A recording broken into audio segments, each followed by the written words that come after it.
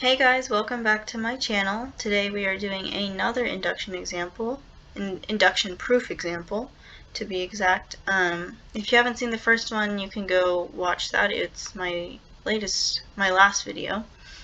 So yeah, so let's just see what the problem is. So today our problem is prove by induction that 1 over 1 times 2 plus 1 over 2 times 3 plus 1 over 3 times 4 plus dot dot dot dot dot, the general form, which is 1 over n times n plus 1, equals n over n plus 1 for all n greater than or equal to 1. So we're going to go ahead and use induction to prove this. And to do this, for an induction proof, remember we need two things. We need a base case and we need an inductive hypothesis. Every induction proof is composed of these two components.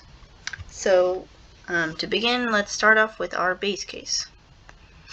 So the base case is basically proving the statement for a low or small amount, or a small number. So in our case, we'll be using n equals 1. So when n equals 1, we have to find what the equation looks like when n equals 1. So looking at the original equation, which is this is our original equation. The first term is when n equals 1, second term is when n equals 2, and so on and so forth until n equals n, which is this last term. So if n equals 1, the left side will only be this term, and the right side will be when you plug in n into this.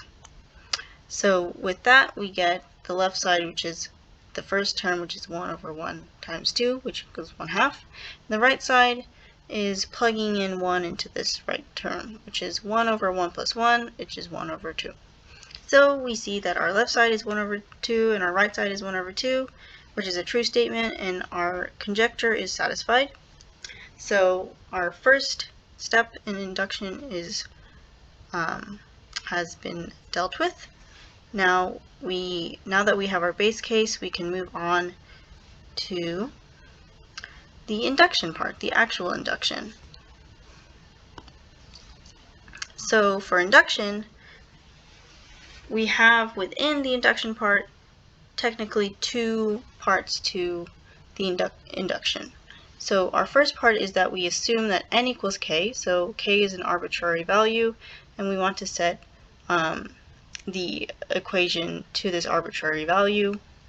So we have 1 over 1 plus 2, well, 1 over 1 times 2, so on and so forth, till we have 1 over k times k plus 1 equals k over k plus 1. So it's basically the original equation, but you just swap n for k. And now that we have k's in our equation, we want to prove that the conjecture holds for n equals k plus 1. So k plus 1 is like the next highest number. So in essence, combined with the base case, we are trying to prove that the conjecture is true for a low number, and we're trying to prove that the conjecture is true for a higher number. So that way, that's basically what induction is.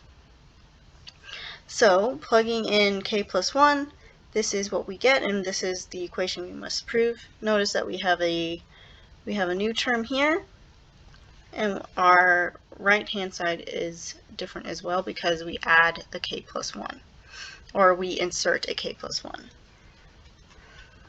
So now we have to prove this thing. So let's prove it. So taking our first equation when n equals k, let's manipulate that and see what we can get using that. So let's take that equation and add this value to both sides. So doing that, we have all of this plus the new value, which is in green, and the right hand side does the same. We add the new value, which is in green. Now we only want to look at the right hand side, and manipulate that a bit. So let's combine similar values, but first we need to manipulate the first term, this, and put it in the same denominator as the second term so we can combine them. In doing that, we get k squared plus 2k plus 1 over k plus 1 times k plus 2. We simplify the quadratic on top. We get k plus 1 squared over the denominator, and then we notice that these cancel out. Thus, we are left with k plus 1 times k plus 1 over k plus 2. So let's call this equation 3. And yes, so our simplified equation, wait, no, this is not equation 3. So our simplified equation is this last thing over here, and this is equation 3. And yes, so now we have this equation, equation 3, which is what we got when we manipulated the n equals k equation. We also have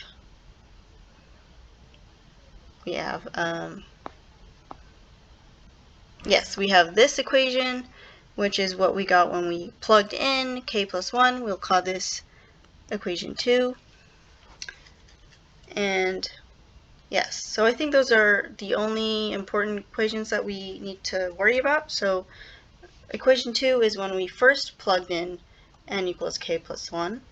And this last equation here, equation 3, is when we manipulated the n equals k equation and got this. So notice that when you look at equation 2 and 3, they are the same.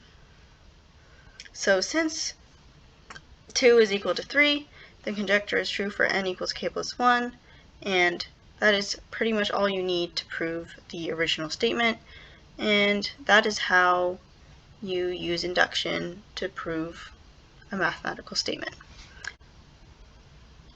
I will also be uploading another induction example and some other videos in the coming week, so please look out for those.